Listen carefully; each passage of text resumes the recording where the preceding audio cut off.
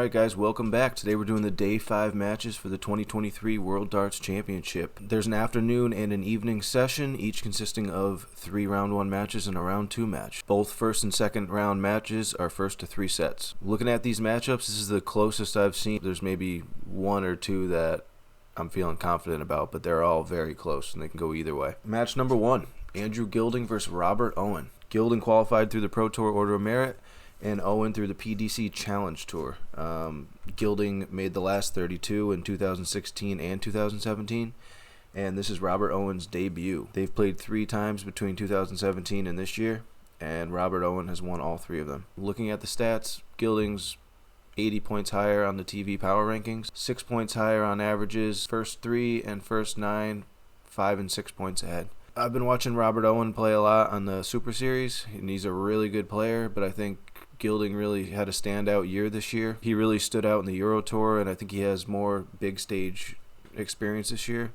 Along with the higher averages, I got to pick Gilding on this one. Match number 2, Danny Jansen versus Paolo Nebreda. Danny qualified through the Pro Tour Order of Merit, and Paolo through the Asian Championship. This is both of their debuts at the World Championships, and they've never played each other before. Looking at the stats, this is a small sample size for Paolo, so keep that in mind. Danny has 8 points on the averages. They're about the same on checkout percentage. First 9 and first 3, Danny is 11 and 13 points higher. That's pretty good. Looking at the power rankings, Danny's 75 points higher. You got to pick Danny here. He's a tour card holder. He plays a lot more than Paolo does against better players. Although you can't underestimate Paolo. He could have won this tournament with a lower average than he normally plays. I just don't have the data on him. You got to go Jansen here.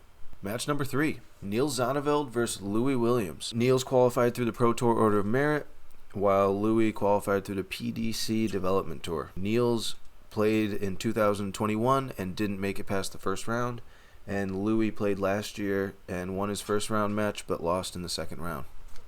They've played once in 2021 in the World Youth Championship, and Louis took that game. Let's check out the stats. Looking at the TV power rankings, Zonneveld 64 points higher. Averages, Niels is 4 points higher. Only 30 180s more. Checkout percentage is 2% higher for Niels, and first 9 and first 3, 2 and 3 points higher. This is going to be a very close match. I have to agree with Darts Oracle's also saying it's around 55-45. Zonneveld has it with the stats, but I just have a feeling Louis is going to take this one. I'm a big fan of Louis. He's a Welshman like Price and Clayton. Great shot. And I think he has the bottle to win on the big stage. I think Louis is going to take this one down. Match number 4, Jose de Sousa versus Simon Whitlock. Another great match. De Sousa qualified because he's in the top 32 players in the world, and Whitlock through the Pro Tour Order of Merit.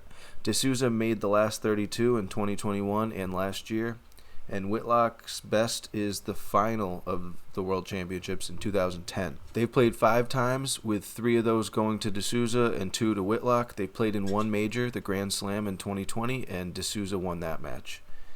Whitlock played yesterday, and he ended up beating Christian Perez 3-2. He had 3 180s, 13 140s, an average of 87.25 and 33% checkout percentage. Comparing that to his seasonal average, 5 points lower on averages, 3 points lower on checkout percentage. It was a below average showing for Simon yesterday, but he could have been playing down to his opponent. They're both over 100 for first 9 and first 3. The averages are close enough, and the checkout percentage is close enough. Power rankings, Jose is only 29 points higher than Whitlock. Jose hasn't been in the best form this year. Whitlock has been playing pretty well on big stage. He won the World Cup with Damon Hedda. I think Whitlock takes this down. I disagree with Darts Oracle. I say it's 60-40 Whitlock here. I just think Whitlock has the bottle, and I think Whitlock has the bottle, and I think Jose doesn't show up enough here based on his performance this past year. Going Whitlock. All right, now off to the evening session. Geert NENTJES versus Leonard Gates, the American. NENTJES qualified through the Pro Tour Order of Merit. Gates qualified through the North American Championship, which was at Madison Square Garden earlier this year. NENTJES played in the World Championships in 2019 and 2020, and he hasn't made it past the first round. This is Leonard Gates' debut, and they've never played each other before. Averages are dead nuts. First 9 and first 3, very close. Checkout percentage is where we see our first big difference here. Almost 6% higher for Geert. Power rankings, very close also. Within 1 point on TV power rankings. Based on Leonard's miscounts at the Grand Slam and stage presence and mistakes on the big stage, I gotta go Geert here. He plays on the tour. He's played on this stage before, although he hasn't won on this stage. And this is Leonard's debut. I just think if the Grand Slam made a miscount, I think the Alley Pally stage is gonna get to him even more.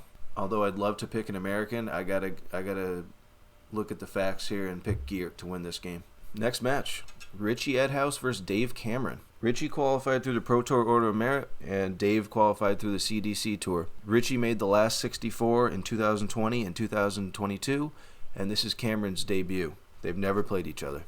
Let's look at the stats. Power rankings are pretty much identical. Averages, Richie has 3 points overall.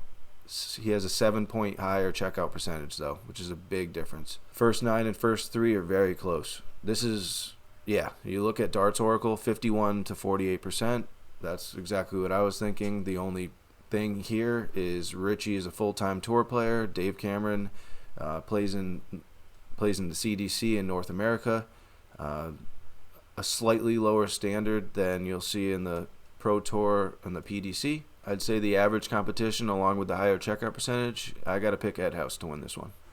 Next up, Steve Beaton versus Danny Van Tripp. Steve qualified through the Pro Tour Order of Merit, and Danny Tripp through the PDC Challenge Tour. Steve Beaton made the last 16 of the Worlds in 2002, 2004, and 2020, and this is Danny's debut. They played once in 2009 in a Players' Championship match, and Beaton took that down. Let's take a look at the stats. Power rankings on TV, Beaton's about 150 points higher, which is quite the amount. Averages, fairly close, 4 points higher for Beaton. Checkout percentage is 3 points higher for Beaton. And first 9, first 3, 4 points higher for the first 9. Beaton's been on this stage, 20 years in a row? And this is Danny's debut. I think that, along with the better stats, you got to go Beaton here.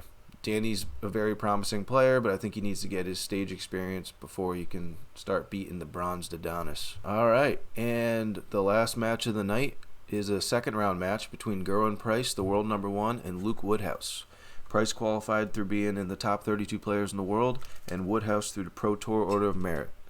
Price won this tournament in 2021, and Luke Woodhouse made the last 32 in 2020. They've played each other 8 times. Price taking 5 of those.